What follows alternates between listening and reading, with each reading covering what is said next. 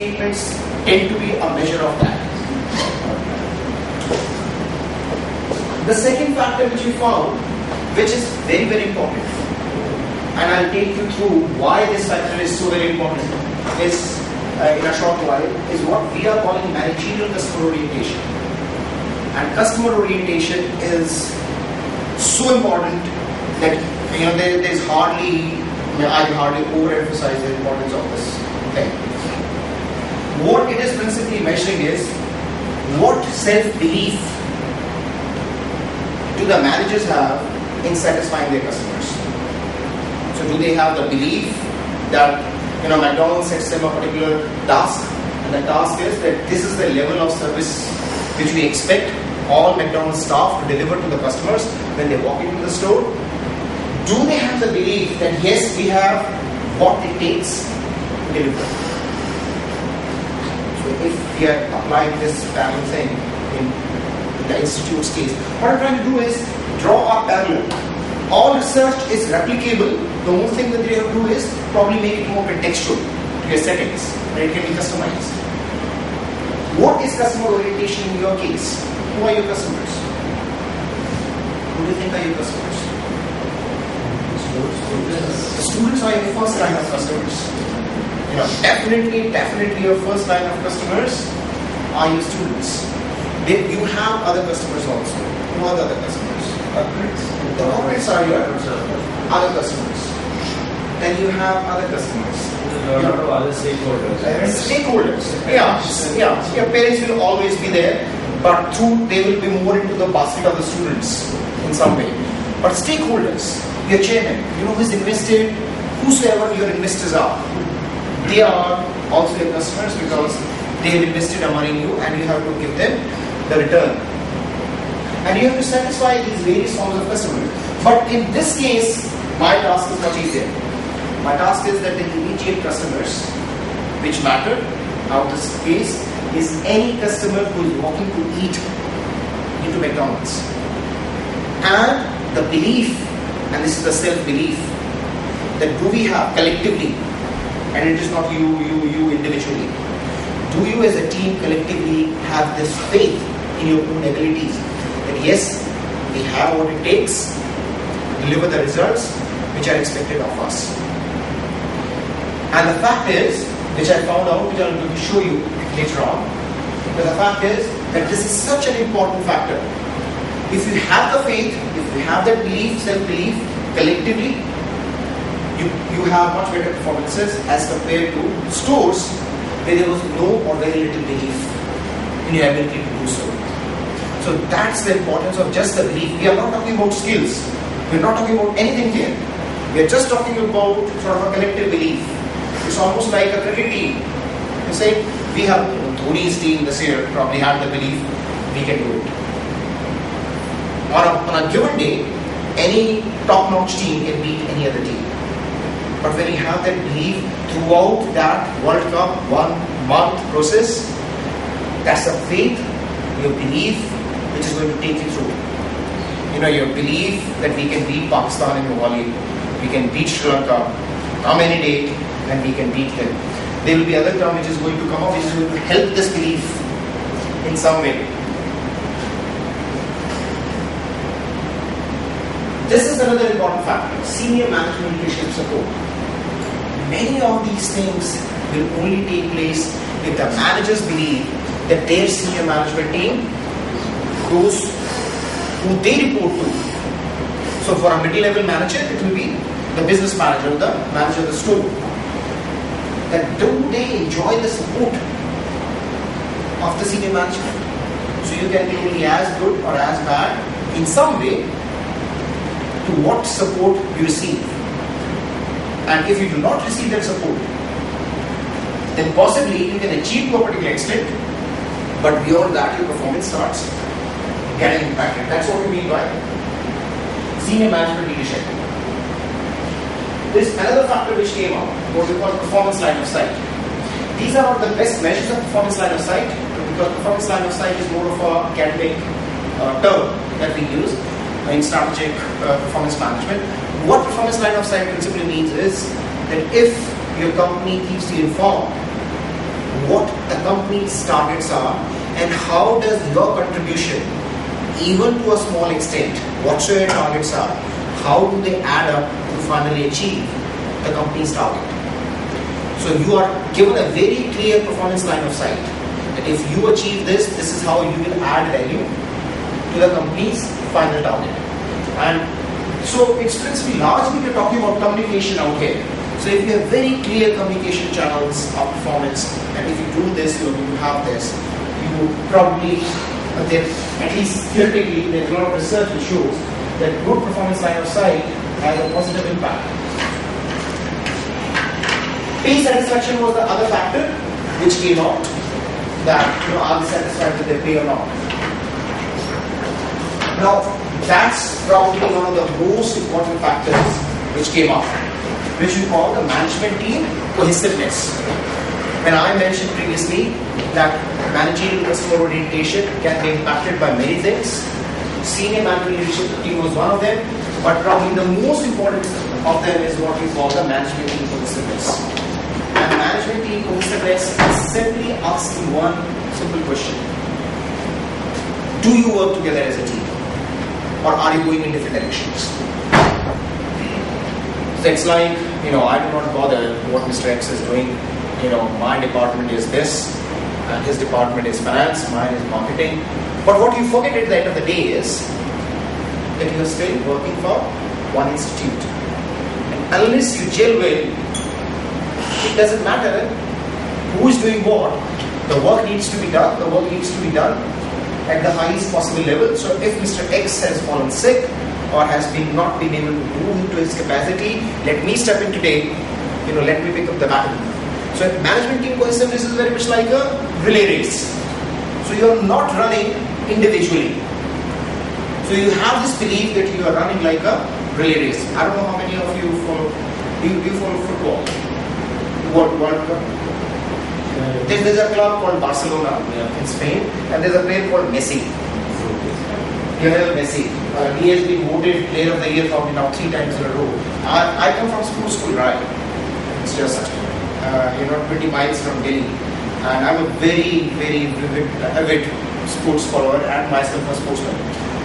And I follow football, but I always now follow it more from a researcher's perspective, HR perspective. And you'll find that Messi performed exceptionally well when he plays for Barcelona, when he plays for his club. And he's broken every record you can think about on a club level. But when he plays for his country, Argentina, he's never been able to perform. Even in the last World Cup, he really could not perform. But individually, he's a marvelous player. And the question again being raised out here is exactly this. What Barcelona does is they play cohesively as a team so much. They have this, split second decision, and they raise their eye, and the other player knows, okay, the pass is going to come here, and they play almost blind in the team. They always know what Messi is going to do, and when should Messi be fed the ball, so that he can create that sort of magic which he creates. And that's what management team cohesiveness is. Unless you are united as a team, look what happened to MS Dhoni and his team in Australia when we are at each other's back. A team which had won the World Cup just a few months back. And that's the importance of management team cohesiveness. And we are going to show why this is an important variable just in a short while. Work-life balance was the other factor which the survey was measuring, which came up as a factor. Now these were what we call the manager's viewpoint, and now we are on the crew viewpoint. This is factor analysis which we conducted for the crew survey. And as I told you, this has been a long piece of work which I have been doing with them. Let me know if I overrun the time or if you guys get bored. So I'm more than happy to just wind it up and we can discuss it over lunch or anything else. Pardon my curiosity, this you do for what is the sample size? How many stores? Sample size, we are talking about somewhere around 600 stores and somewhere around 32,000 employees. It's a massive, I'm talking about a massive sample size. Period taken, the period cover. I've been doing this research for the last 4 years. Last year. No, this is last year's results. Last year. This is last year's results, but I've been doing this research for 4 years now. So it's a lot. And with this McDonald's chain. Yes. Yeah. With just one company. I've been doing other researches with other companies, but I'm just presenting my findings from this particular, because this is probably one of the most exciting work I'm doing, because there's a multi-million pound investment happening on the back of the research which I have done for them. They're changing the way they manage their stores, and this is why this becomes some of applied research rather than just academic. So you have a lot of opportunities to further fine-tune this, these periods which are doing. Exactly. This is what you have identified one very important factor out here. This is my fine-tuning. In fact, in my previous year's research, I found out that the leadership, the view of the crew, that how good or bad their leaders were, was having a very important effect on the store performance. And if the crew believed that they had good leaders, then overall the store was performing better. But the survey was not asking very good leadership questions. So the survey questions of the leadership were really poor. So I suggested these 3 top statements that okay, you revise your survey questions so that they are added. Like, my manager is firm but fair in dealing with the group. My manager is supportive and understanding. I trust in my manager's ability to achieve the necessary goals. Are the 3 questions which I introduced last year. And I wanted to see what impact does that have on the factor analysis. So do these 3 statements replace in their importance the other leadership statements which were being asked. And I was a little bit surprised because they really did. This is just positive work. This is the same as the manager one. But managerial leadership, you'll find that there were some other statements being asked previously. The top 3 statements were very different. But because of this longitudinal work which I have been doing, the statements which I had suggested had more weight, were getting more weight. And we are steadily, progressively improving the survey which they are conducting. And your analysis is only as good or as bad as the quality of the questions which you are asking. If you ask a trash question, you will get a trash answer. And what we are trying to do is improve the quality of the statements which they are asking. So we started with the crew survey. We are slowly moving on to the managerial survey also. And there's a reason you need qualitative research or a focus group interview post a quantitative research, because a quantitative research is restricted by what has been asked in the survey. So it's not going to tell you anything beyond that. So it's going to tell me that leadership is important, but it's only going to restrict me to those aspects of leadership in which the statement has already been asked. But when you go in a store, the managers, the crew will tell you different aspects. So they will portray a much richer picture of why leadership is important, what aspects of leadership is important. And then you can bring those aspects. So the statements, these 3 statements were coming because I had conducted a qualitative study, and this is what the crew told me. They are also helping you to further fine-tune. Exactly. And that's a parallel that if you have to draw between my research and your institute sort of a thing, performance management techniques do not really change too much. The heart remains same. So if you need to improve, who do you need to ask? Probably the first thing that you need to ask is ask the students. In India, we are probably very averse because we almost enjoy that demigod status as a teacher. We are the teachers, they are our subjects. But we have such a system in place here. Yeah, it's good. Yeah, that's good. And probably that's the best thing to do is ask your students, where do we need to improve? And they will tell you where you need to improve. Customers in a company doing the same exercise in a company and asking customers where do we need to improve is a very costly exercise. There are specialist consultancy firms which actually do that. They provide you with customer surveys, and every customer survey is paid for. Here you go, free resource. Ask your customers, your students, they'll tell you where the institute needs to improve. And that's what I've been encouraging McDonald's to do. Ask your customers. So if you need to improve your management style, ask those who are being managed. And who are being managed? The crew. So ask the crew, what's wrong with the management style? And they'll tell you what's wrong with the management style. And that's what we found, that we need to probably ask better questions. Do the corporates really encourage academicians, consultancy in a big way, or they go for other big consultancies like McKinsey or? They do go for because we are more quantitative oriented. Yeah. And these people, since they do not understand or do not have the inclination towards going into the quantitative part, Yeah. Does it not put them off most of the time? No. That's the whole thing. The way I present. Because I do understand that you would not be presenting in the same way as you are presenting it to us. You will be amazed. You will be amazed how much you can grow the leadership with you. When I first presented 4 years back, the slides are totally different. They did not understand what effective analysis was. They did not understand. And this is just effective analysis. Slowly I will be presenting to you my results from structural equation modeling. So I have done SEM also. Now they even understand SEM. It's a journey which you take with the companies.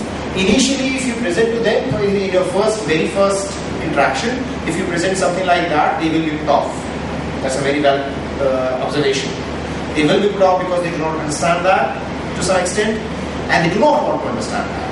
What they say is, keep this academic jargon away from us, tell us what it means. And so you have to make it very attractive, very subtle, but still give the results.